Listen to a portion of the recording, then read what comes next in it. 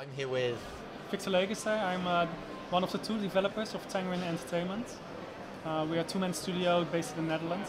So in King you play with a group of warriors. You start out with 2 warriors and the group slowly grows as you progress through the game to a group of 6 warriors.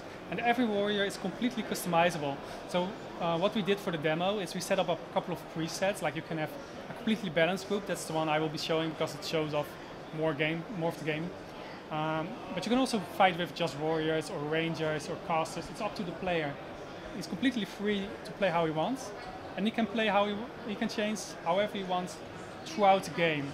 So we don't pigeonhole the player. We don't say you will play with this set of units. So there's no case of like, oh, you must have casters to be able to get past this. No, because this is a warrior, but he still has abilities. Yeah. And a warrior can have defensive abilities like increase armor, increase regen. So even if you want to fight close combat with only warriors, there's still a way to deal with situations, but it will sometimes be harder. Like it will be harder because monsters like these, they blow up. If you come close and you kill them, they blow up. So it blew up, and then it does a little bit of damage to your group.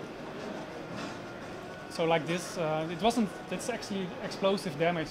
So with close combat fighters, like if you would pick very aggressive warriors with little armor but very aggressive skills, you would get into trouble in those situations.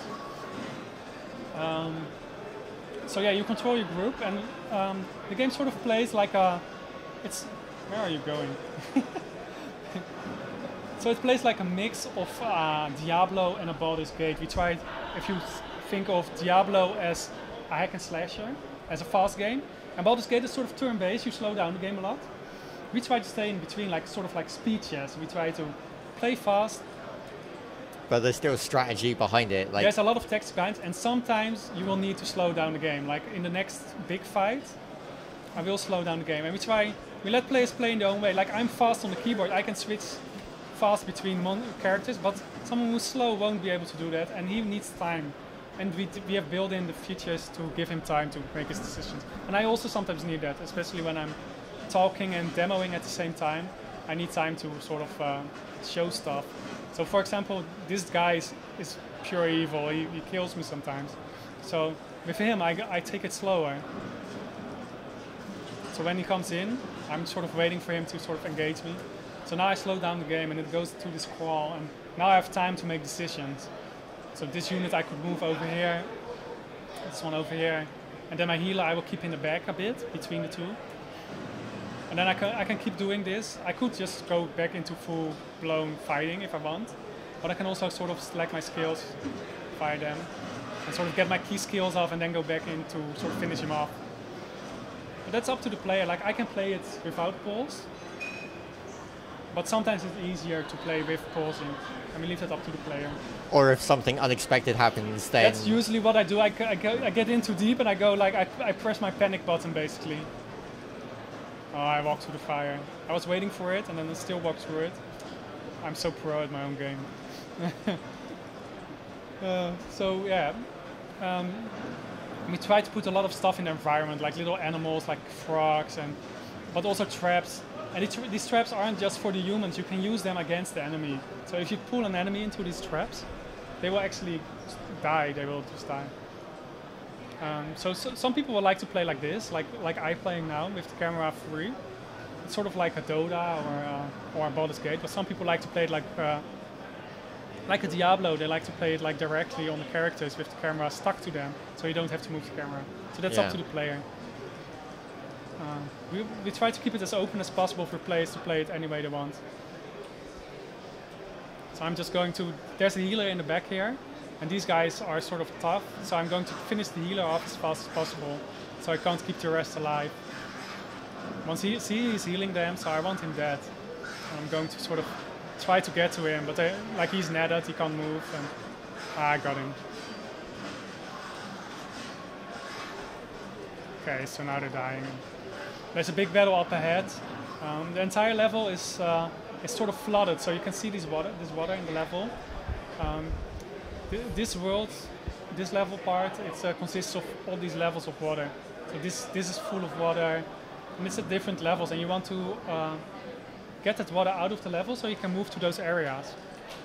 So you mentioned Diablo. Like, are the levels procedural? Are they randomly generated, or are they fixed generation? They are fixed, but the storyline is branching. So Okay. we have a lot of story elements in the game. We have sort of typical RPG story elements, but we do take a very different angle on stuff. Like, typical RPG is good versus evil.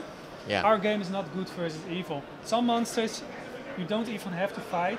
They are benign. Kind of different shades of grey versus A lot other of shades of grey, and also your own humans are not very good. So there's the entire story is about how the humans are getting more technologically advanced. So they're advanced, and they're sort of encroaching on the territory of the other races. And this is creating a lot of friction between them. So the humans are actually the instigator of some of the conflicts in the world. So this group is quite big. It has a couple of casters. So I'm going to split them up a bit. And then I'm going to try to get to the back, but they will try to run away. But I'm trying to get to this... Oh, one sec, that's a bit of a bug.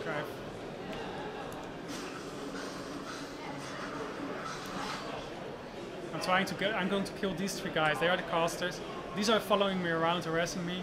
And I'm going to try to get to these 3 guys and kill them. Right. And they will try to sort of avoid my damage. So now I've got 2 stuns, and I finished one off. While they kept the others busy. So you can play like this, like directly, and it sort of works. Like it works for some players who can respond fast and keep track of everything. But sometimes you just want to go like this and just sort of select it how you want. So I wanted him, but he's a bit far away, so I'm going to try to finish him off with the other 2. Oh, he's running away. So you see him trying to escape from me. So I can stop him with this guy, I think, and I'm going to stand my warrior after him. Oh, I missed him. So I should be able to kill him now. So that's basically how the gameplay goes. And on top of that, there's a lot of story elements. So we take a different approach in story. We don't tell story through a lot of dialogue. We try to tell the story through the actions in the world, what's the stuff the player does, how it affects the world, and so for example, we don't have dialogue options. We don't say NPC stalking, and you get these options like I respond like this, like that, and like ADC options. You know, we don't do that because we feel players will always pick some sort of optimal choice. It's all sort of an illusion of choice often. So we try to gauge what the player is doing in terms of action, and we keep track of that, and the world changes based on how he's handling himself. So, to give a small example, if you kill a lot of neutral monsters that aren't evil, the monsters will start responding differently to you. So they might become evil because you've been killing them, so they have to kind of... They respond to your actions. Yeah. And there's also a lot of questing around that. So, for example, one of our quests is you come to this human village. And in this village there's this woman, the village chief, the female leader. She asks you to save a couple of villagers from the trolls have captured, the rats we call them, sort of troll-like creatures. So you can go to that village and they do nothing, they are sort of dying. But if you open the cages, they will try to stop you because they are their prisoners. Yeah. And if you move to the town, you will notice that there's a lot of dead trolls there. So these people actually went to that village to try to raid the village and kill the monsters. And the monsters captured them and are keeping them captive. So the player at that point gets the option, how do I finish this quest? Do I just save the humans? Or do I go in a different route? Do I sort of stand on a more neutral path and sort of ignore it or help the monsters somehow? And we do a lot of that stuff. We try to play a lot with ethical choices that aren't quite right. You can sort of play with the humans, help the humans, or you can take a more neutral stance, and it sort of affects how the story evolves. So are there any like text pop-ups or voiceovers or things to like sort of breadcrumbs to kind of give players information when they do need it? This level doesn't have any talking because it's a demo for the public upstairs, so people just need to play the game and feel how the tactics feel and how the gameplay feels. But in the game, we have like these, do you know like Zelda, those 3 lines dialogues? That's how we do it, like 3 lines. And we try to keep it very minimal because people don't like to read in games, most people don't. They like to get the story through the gameplay, not through just reading a lot of stuff. So we keep it very short. But we don't do voiceovers because we are small in the studio, only 2 people. Yeah. We can't it's very expensive to do voice acting. In one language you might be able to deal with it, but to do it in all languages... Then you've got to do localizations and... Because we released the game in English, in French, in Spanish, Portuguese, Brazilian, Portuguese, in Russian. So we try to cover quite some languages and quite some platforms. We released it on PC, Linux, Mac. So we try to reach as many people as possible, but we are limited in what we can do as a small team. So we don't have voiceovers in the game, although would like to have them, like if we could afford it, we would. So can you tell us a little bit more about the start of the story, like why the groups come together or where they start, or... Yeah, can I stop playing? Yeah. Like, yeah. I think I should not, like, because I will be too distracted by the game. Yeah, go for it. The story starts out with your main characters, Ulrich and Bram, and they are going through this trial in, it's like, they get locked in a cave, and the cave has sort of magical power, and that feeds the body. So the humans aren't actually magically, don't have magic abilities by themselves. Yeah. They go through this trial in a cave, and they get, some survive it, and they need to make their way out of the cave using the magical powers. So the people who don't get the magical powers actually die down there, they never get out. Yeah. So they came out. Before they went in, the world was all peaceful and peachy, and it was all fine, so the humans and the monsters were living together quite peacefully. But they've been down there for months living off beds, like bad meat and I don't know what else. And they come out and the world sort of changed. It's not in full conflict yet, but it's sort of starting. The races are sort of, there's friction. And in the first levels, it starts to rapidly escalate. Like in the first level, it's just like small skirmishes between monsters and humans, and in the second level, it already escalates to big fights. Third level is actually the monsters are actually massacring, like completely wiping out the village, and you need to evacuate the villagers. Yeah. So it starts to escalate, and then it goes full blown. The monsters have destroyed one of the biggest towns. You come in the town, it's completely destroyed. So the story is about this sort of invisible power that's sort of a puppeteer that's starting to steer all these, starting to play the monsters and the humans against each other. Yeah. And you don't know who it is, why it is happening. But as the story progresses, it turns out that it's about these portals, that there are multiple worlds, possibly, where all these races came from that sort of are connected. And they sort of are disabled now, but they used to be enabled. And all these races that are at this planet might not have originated from this planet. Yeah. And someone is trying to reactivate those portals for some reason, like that's explained in the game, but the player needs to find out why are these portals activating, how do I fit into the story world, what's my stance on this, do I want the portals activated, do I want them not activated, Yeah. Do I view the monsters as evil or as nice, so it's very open in that way. So, do you, like you were mentioning the troll village and like the humans raiding it and stuff, are there points where you could either, say, try to reduce the amount of friction that's going on by your actions, say like, that village is an example. Are there any points in the game where you would be able to say go in and sort it out so both sides kind of understand and they're peaceful with each other? Or no, could you make it worse? You're sort of in that's the thing, you're not all powerful. You're sort of in the flow, in the current of what is happening. Yeah. It's like if you're in World War I, as a soldier, you can't say, hey, let's not fight people. Like it doesn't work that way. So you can't stop the humans and trolls from fighting, but you can choose essentially who to make help. small differences. Yeah, okay. And those sort of escalate. So if you do good, we keep track of that underwater. If you do not bad things, we don't think there's not bad things. Like if you side a lot with the humans and sort of feel these monsters need to be wiped out, then wipe them out. We keep track of that, and NPCs will respond differently to you based on that, compared to if you would go soft on them. It's up to the player. But so for example, like if you help the humans, then other humans may kind of be nicer to you, whereas the trolls may hate you a bit more. Whereas if you were to help the trolls, the humans might dislike you a bit, and the trolls might like you a bit more. That kind of logic. It's not just humans versus troll. Like some humans will like you more. Some humans will actually side with the rats, with the trolls. Yeah. They feel like it's not just what humans are doing, so they will understand your actions. That's quite nice then, because that means that you can't always expect things to be a certain way. You know, like, oh, this is a human village. That clearly they're going to like me, and then it turns out that they don't. So I like that's that. open. It's very open in that way, and we do a lot of small stuff to sort of play around with the player. Like, if you have played MMOs, you know the typical question mark, exclamation mark, turning quest. We have that too. We have the question mark, exclamation mark, but we might do different things with it. Like, we might have multiple exclamation marks. So for example, at some point you can sort of rescue a girl and she stays in your village. Everything is around this village that you live in, and that village evolves through the storyline. So it's your central village. So she is in the village, and at some point the father asks her if you can take her back to her mother. But actually you can drop her off at other places as well.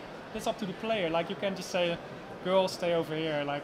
Or take her somewhere to be sacrificed, or those kind of choices. There's like people in the world that will sacrifice the girl for your own purposes. Yeah. But if the player isn't aware of it, if he doesn't pay attention, he will just sort of go to the exclamation mark, turn in quest, and the girl will be sacrificed. But if he pays attention and thinks, well, I want to do something different with this little girl.